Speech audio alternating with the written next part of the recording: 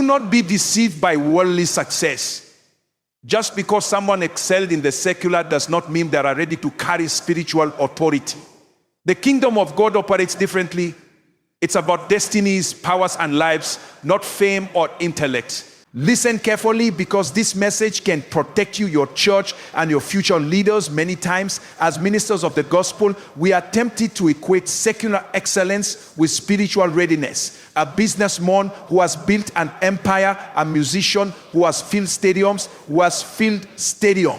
or an academic scholar with multiple degrees walks into the church and suddenly we think, this person is ready for leadership. But hear me carefully, the rules of the marketplace, the stage, or the classroom do not apply to the kingdom of God. The kingdom deals with powers, darkness, and destinies. If a person is not properly discipled, if they are not mentored in kingdom principles, they can unintentionally destroy lives, mismanage spiritual resources, and even hinder their own spiritual growth. Why secular success can be dangerous. Secular success often brings with it a celebrity mentality. That desire for attention, admiration, and instant recognition can clash with the humility, patience, and discipline required in ministry. If it is not dealt with, rebellion and pride will manifest, and the person may drift away from God's will. We must remember, honor does not equal spiritual responsibility. You can honor someone for their talents, investments, or contributions before they came to Christ. But that does not mean they should automatically hold a position of authority in the church. The biblical principle of spiritual growth, the Bible clearly teaches us, as newborn babes, desire the sincere milk of the word that you may grow. Spiritual maturity takes time.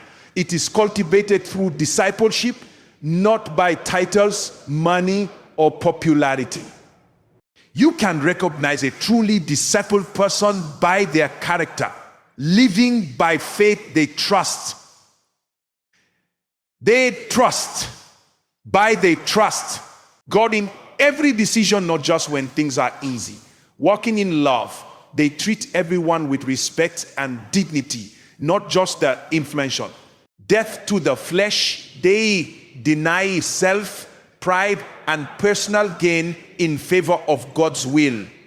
Victory over mammon, they are not controlled by money, possessions, or worldly ambition. Selflessness, their focus is on serving God and others, not themselves. When someone embodies these qualities, you can trust them with spiritual responsibilities, and they will become a blessing not just to the church but to society. Case studies, secular musicians and ministers. Let me illustrate with a real world example. Suppose a world famous secular musician becomes born again and joins your church. They may have incredible stage presence, an amazing voice, and a huge volume. But the moment they are handed the microphone in a ministry setting without mentoring, two things happen. The celebrity mindset dominates. They expect applause, recognition, and instant influence. The flesh rises. Rebellion, pride, or impatience starts to appear, even subtly. This is why mentorship is non-negotiable. They should be seated, guided, and trained in the ways of the kingdom. Only after they demonstrate spiritual growth, humility, and understanding of kingdom principles should they be released into ministry. The role of mentorship and discipleship is the backbone of leadership development in the church. It is not optional. When you mentor someone properly, you are not suppressing their talent. You are investing in a lifelong foundation.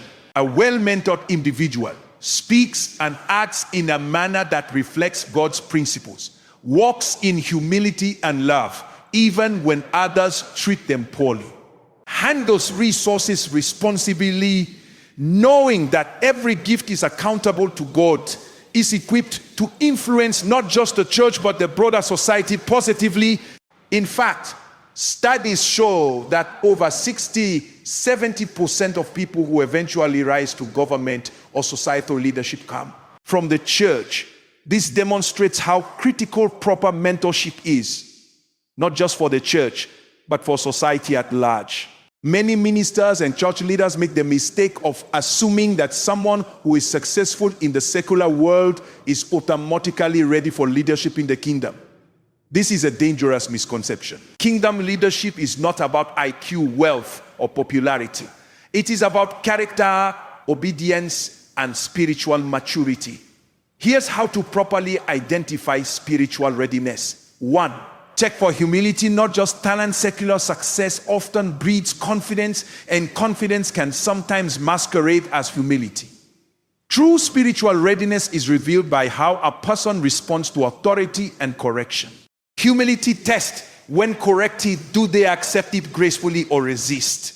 Leadership observation: do they elevate others or always center themselves? A person may have sung in stadiums or managed multi-million-dollar businesses, but if they cannot submit to spiritual authority, they are not ready to lead in the church. Example: a renowned musician may be praised for their skill, but when asked to sit and learn before leading worship, their response will reveal whether they are ready for kingdom responsibility.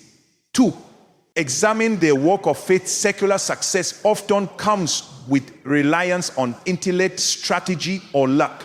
Kingdom walk requires faith, trusting God even when logic says otherwise. Faith indicators: do they pray before making decisions, or do they believe God for things beyond their natural understanding?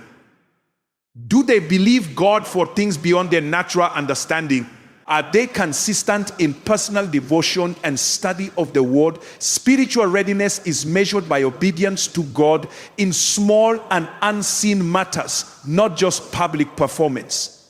3. Evaluate their love and service. Success in the secular world often focuses on achievement and recognition. Kingdom leadership demands sacrificial love and selfless service. Selflessness tests: do they genuinely care about people, or are they focused on status and visibility? Love tests: how do they treat the lowly, the marginalized, or those who cannot benefit them? If a person struggles to love unconditionally, no amount of secular brilliance will prepare them for spiritual leadership. 4. Observe the death to the flesh. The natural self, pride, and desires must be subdued for kingdom work. Secular success may leave the flesh strong and unrestrained. Flesh indicators: do they crave attention, recognition, or fast promotion? Are they patient under mentorship, or do they resist waiting for their moment? How do they respond when they are overlooked or not immediately rewarded? Kingdom readiness is not about ability. It's about dying to self and embracing God's timing. 5. Assess character through actions, not words. Words can deceive. Actions reveal the heart. Someone may talk about God, prayer, and faith, but their day-to-day life shows true readiness. Character checkpoints: consistency in integrity even when nobody is watching, accountability in finances, relationship, and commitment, respectful speech toward elders, leaders, and peers. Secular success can mask flaws, but the kingdom requires transparent, tested, and proven character. 6. Mentorship as the ultimate test. The most reliable method to identify readiness is through mentorship. A person is not truly ready until they have been trained, guided, and tested in kingdom principles. Observe how they handle correction and guidance, assign small responsibilities before giving larger ones, track growth in faith, humility, and service over time. If someone resists mentorship or rushes into leadership which paired a guidance, they are not yet spiritually prepared, no matter how impressive their secular resume looks.